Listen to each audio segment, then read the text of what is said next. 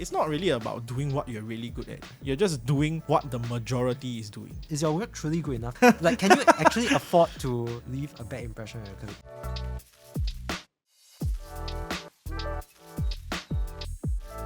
The final one is, my company does not practice overtime pay. Instead, they pervert the notion of passion as sacrifice. If you don't OT, you don't have passion for the job. I complete my work on time and deliver satisfactory results according to my year-end review and my boss's comments. But my superiors carry negative sentiments about me for leaving work on time. My company, red flag or green flag? Ready?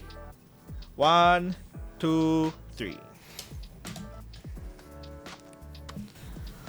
This man, employee of the year. Okay. Oh, thank you. Come. Right. So down the line again, Di Ming on red flag, Cyrus on green flag, I'm on red flag. Di Ming, why is it a red flag? I mean, something is quite clearly wrong here. If you're completing all your work, everything expected of you is reached, then what is this additional expectation of working longer? So working longer for the sake of working on what? That means something is wrong with the upper management. For me, I find communication being a very important thing. In this case, it's quite clearly your management is not communicating the right expectations on you. So they have something else that they're expecting, but they're not saying it. And therefore, they have this expectation of you working longer for something that they want, but they're not telling you. And I find that a very big red flag. Fair, let's hear what Cyrus has to say first. The reason why I put green is I think the passion to work has to be there. Like, okay, it can be passion for what you're doing. Either that or you have to like maybe the money. Or you have to like something about the company, something that keeps you going. So it is a very negative attitude if you want to complain about, oh, I should be paid overtime. Or I think the nature of a lot of jobs, especially in finance, I'm guessing, they don't pay overtime. But there has to be something that makes you want to work. Why can't my passion be the quality of work? I can still go at 545, right? I can produce 120% because I'm passionate about improving our product. Why must passion always be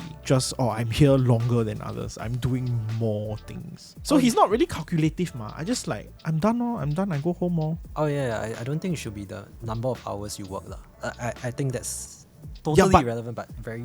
Yeah. Correct, but then your other counterpoint is that it becomes very calculative. See, if I'm calculative, I'll just do bare minimum, no? Like, I'll do bare minimum, I'll get off on time, I will tell you, don't touch me on my leave, my medical leave is sacred. That will be me being calculative, But if I'm doing more than above to make sure that, okay, everybody is being trained, everybody knows how to do the things, I'm raising the glass ceiling and also raising the foundation of like the general work quality of the work. That's also passion. Whether I go home at 5:45 wouldn't be really a calculative situation, would it? Most people can't do that. Multiple reasons. Maybe you do well and the requirements just go up. You just have to keep doing better and better every year. But that's the nature of any job. Yeah, you can do a great job, but what you should be thinking about is how do I do a better job next time? So there's always room for improvement. I understand where the boss is coming from. You ever see a person under your charge that is so good at what they're doing, you feel like they're stagnating. So you're like, okay, since you're so fast, right, why don't you just like do a little bit more? How do you want to improve so I know where to promote you into? Because right now you're just very good at cleaning up what I task you. So if you go and initiate more projects, to some people will be like, if I don't OT, they don't like me. Not really, but no sane person, let's be honest, would be like, I am going to clear as much as I can so I can get more things to do. You have to like your job somewhat to want more things to do because you're learning more things, right? I mean, on paper, it just means that if I work hard, I get rewarded with more work. It's beneficial to some people, but it's not always learning. Like the breadth of it increases, but the depth of it is not deeper learning.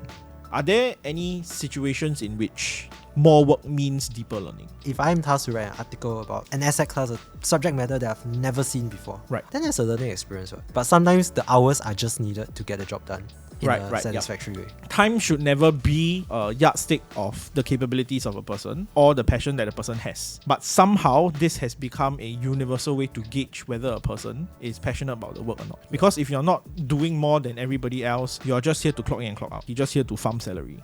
Which I guess it's not a problem for some people. I mean, it's not a problem for the employee. It's a problem for the managers. Is it a problem for, like, let's say if your peers are like that? You see this guy come in and all he wants to do is just do 50%, clock in, clock out. I mean, if that is what the person wants, then for his life, then good for the person. I mean, I don't subscribe to the idea, so I can't really understand. But if that's what the person wants, then who are you to really stop it?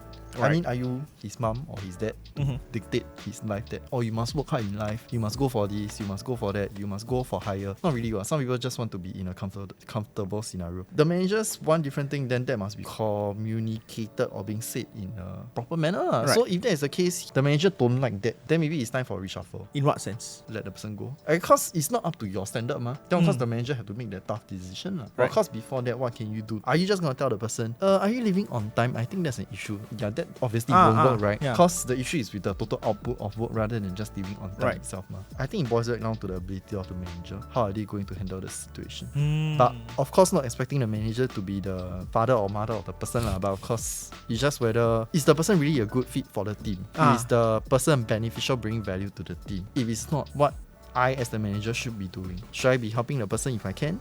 If I cannot help the person, then what should I do? After suffering through the pandemic, we all know that being in office is a negligible factor, because at the end of the day, if you are passionate about the work, it doesn't matter where you are or how much hours you put in, you will always be constantly learning new things and trying to put your best foot forward in your work. But there are bosses who are just, no, on paper you are the same, but it's just that everybody else is doing this, why are you not doing this, right? And they claim it's the culture. Is that a legitimate claim? It's corporate culture, that's how it works. Yeah, if it's a corporate culture, again, if it's necessary to function in a workplace, then just do it. Why is it necessary when you output the same quality of work? Because the boss deems it necessary. If you have an issue, you should discuss it with your boss. You can get the whatever work out, and it might be the best quality, but if you just have a bad relationship with every single person in the company, they're not gonna like your work regardless. You have to see what the people in the company value and try to adapt accordingly. Right, so this adaptation, right, to me, if I want to put it in a layman's term, right, it's not really about doing what you're really good at. You're just doing what the majority is doing. So I don't need to do 120%, bro. I just need to come in the same time as everybody else, go home slightly later, and do like their minimum viable product, because that's what everybody's doing. Is your work truly good enough? Like, can you actually afford to leave a bad impression on your colleague? I think for most of us, our work isn't that good enough. Right. Like, it can be great, good quality, but is it so indispensable? Right. Like, without you, the team would collapse. Right. If it is, then yeah, sure, go ahead, do whatever you want. But for most people, no, you're not the indispensable. Right. I think with that, we've come to the end of today's episode. It's been very insightful. I'm glad to have Di Ming as my ally on some of the questions. I'm also glad to have fought Cyrus the entire episode. Best Employee Award goes to him. If not, ladies and gentlemen, my name is Ian, and this is the Red Flag, Green Flag series. I hope you enjoyed. Bye-bye!